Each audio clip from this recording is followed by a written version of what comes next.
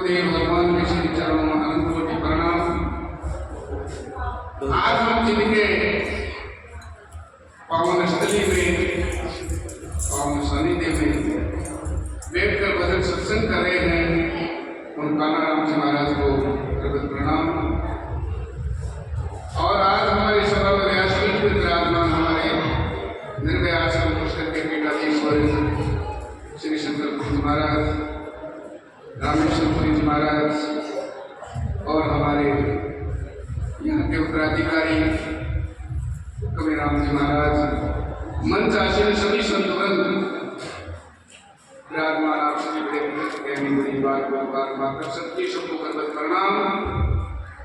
आज बड़ा शिखर है, मंगलमय दिन है कि इस पावन पर्व पर आज हम सबका संत महापुरुषों के सानिध्य में वचन सत्संग श्रवण करने का शुभ अवसर प्राप्त। ऐसा सुंदर अवसर कोई पुण्य से प्राप्त होता है, हमारा कई जन्मों का पुण्य है, इसलिए ये शुभ सत्संग हमें उपलब्ध होती है, मिलती है। और आप थोड़ा देखा करो, जो सत्संग का नाम लेते ही चिढ़ते हैं या उसको गलत बताते हैं या उनके ध्यान में नहीं, ऐसा नहीं दसता है, तो मानो कि न जाने कितना पाप उनके सिर पे है, कोई पुण्य है ही नहीं, पुण्य का कोई हिस्सा है ही नहीं, इसीलिए वो जीव सत्संग बड़ी पावन गंगा तो है, जो गंगा भागवत जी महाराज जिसको कठिन तपस्या करके अपने पूर्वजों का उद्धार के लिए हमारे यहाँ लाए हैं, वो उनका उद्धार करती हुई संसार का उद्धार करती है। लेकिन यदि गंगा जी में जाकर के हम कहें कि हे गंगा मैया हमारी मोक्ष हो जानी चाहिए, तो मोक्ष देने में गंगा मैया समर्थ नहीं है। ये सत्संग गंगा उससे भी पावन और पवित्र है, जिसकी वो गंगा जी की आशा करती है।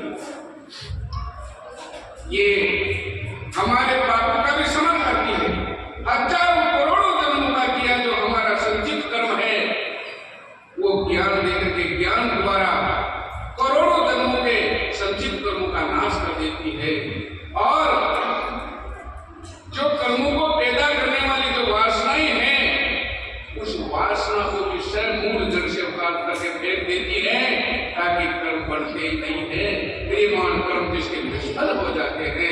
ये सत्संग का प्रभाव ऐसी सत्संग है जो महान पावन और पवित्र है।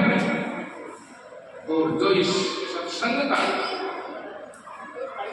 साधन सहित श्रवण करता है, युक्ति कर श्रवण करता है, वो ये सत्संग का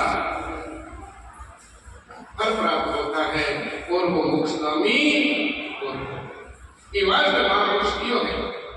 चार सखी सत्संग कर विद्या को जन्म गवाओ। सत्संग के बिना जो जीवन जाता है, जो श्वास जाते हैं, जो हमारी उम्र बीतती है, वो व्यर्थ बीतती है, किसी काम में आने वाली नहीं है। सपने कोई भी ऐसी दस्ते हैं, क्यों नहीं काम आते हैं? मैंने भी इतनी बिल्डिंगें बना दी, हमारे इतने फ्लैट है, हमारी ऐसी गाड़ी है, इस गाड़ी से घूमते हैं, आराम करते हैं, अच्छे खाते हैं, अच्छे पहनते हैं, ये आराम करते हैं। लेकिन सदनों ऐसा आराम तो कुत्ता भी करता है। कहीं का जो मुद्रा रहने के पूर्व जन्म में जिन्होंने कर्म किया है, उसको कर्मों का फल तो भोगना पड़ता है। वो कर्मों का एक फल है जो कुत्ता जिसके 2000 नौकर होते हैं और वो भी प्लेट में यात्रा करता है, वो भी सुख भोगता है, वो भी अच्छा खाता है। अरे हम नहीं खाते हैं, ऐसे वो आइटम खाता है, बादाम काजू, ऐसे वो खाता है, जो हमारे भी नसीब नहीं है। तो ये आराम ऐश करना ये हमारा सफल नहीं है, ये व्यर्थ है।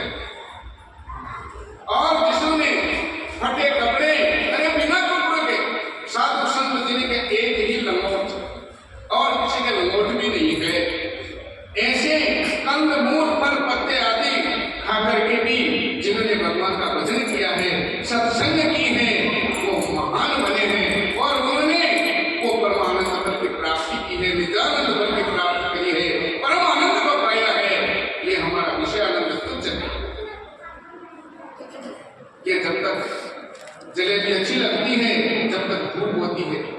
भूख के बाद में चाहे जलेबी की आप लाकर के प्रात भर के रख दो, लेकिन फिर जलेबी खाई नहीं जाती है, क्योंकि तो विषयानंद अलग आनंद है, लेकिन वो निज आनंद है जिसको प्राप्ति हो गई, फिर कोई आनंद की जरूरत रहती नहीं है।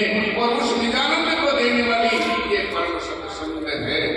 इसी वास्ते कहा है, चाल सखी सत्संग कर हे बुद्धि हे बत्ती, सत्संग में चल। बेटा की जन्म गंवाते ये फालतू जो है जीवन ही जाता है। पल पल छिन आयु घटती है, कियो भगत फिर नहीं आवत है। चाल सखी सत्संग बेटा की जन्म, जो हमारे उम्र निकल गई है, अब वो उम्र, वो दिन, वो श्वास हमारे को दोबारा मिलने वाले नहीं है। वो व्यक्त गई बाल को अश्लील कर गमा दियो, जोगल काम सतावते, बालपना को खेल कूद में गमा दिया, जोगल को कामना में लाग के गमा दिया, और बुढ़ा बालों का कर है। अब यदि कोई आदमी कहते हैं जो जमाने में भजन करता था, भजन करने की समय थोड़ी है, ये उम्र भजन करने की थोड़ी है, क्योंकि उनको बोध नहीं है। भजन तो जवानी में ही किए जाते हैं, बुढ़ापा में भजन नहीं होता है। पैर तो रोग ही वार नहीं देता है। अरे जिसको श्वास की बीमारी हो गई है, असाध्य बीमारी हो गई है, वो तो हाई बार से ही टाइम नहीं मिलता है, उसको तो श्वास में तो सोना नहीं आता है, अब नाम कैसे आएगा।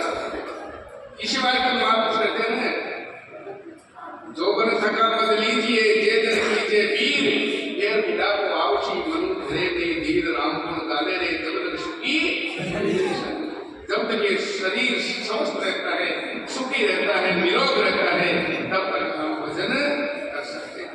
और दूसरी बात, फिर भगवान ये भी कहते हैं कि जो मेरी प्राप्ति कर लेता है, मेरी धाम को प्राप्त हो जाता है, उसका पुनर्जन्म नहीं होता है। लेकिन कब, जब वो डांडी जानता है, उसकी हिपट, उनकी आदत उसमें पड़ गई, जैसे किसी के विषयों में आदत पड़ गई तो विषयों का भोग ही चाहेगा। और जिसकी परमात्मा में डगर पड़ गई है, परमात्मा में दो लग गई है, तो वो पल पल पल पल राम ही चाहेगा, पल पल भगवत की तरफ चाहेगा, पल पल सत्संग चाहेगा। इसलिए हमारी आदत को अभी से ही सत्संग में बदले, और जो पुरुष बताते हैं उस डगर पर चल करके हमारा स्वरूप की प्राप्ति करें, उस परमानंद की प्राप्ति। ऐसा जन्म कोई कर सजना, यदि वो जन्म चली गयो, शरीर छूट गयो, तो यह व्यवस्था, ऐसे बोलने वाली ये जीव, ऐसे हाथ, ऐसे पैर और ऐसे ये साथ, इस जीव को दोबारा मिलने वाले ऐसे बैठ करके ये भजन करने जैसा है, ये भोजन करने जैसा, ये कुछ बोल करके स्वतंत्रता पाने जैसा, ऐसा अवसर दोबारा आने वाला। इसीलिए इसी वक्त महापुरुष कहते हैं, अरे बिजली के जबा के मोती को मत बोले रे, मना तू अब फिर बोले रे, अब तो फिर बोले, समय थोड़ा। ऐसा जन्म कोई कर सकना, फिर पाचे प्रस्ताव है, प्रस्ताव के सिवाय, रोने के सिवाय कोई और उपाय नहीं है तेरे पास। फिर तो सत्संग करने से कोई कहे कि यदि सत्संग करो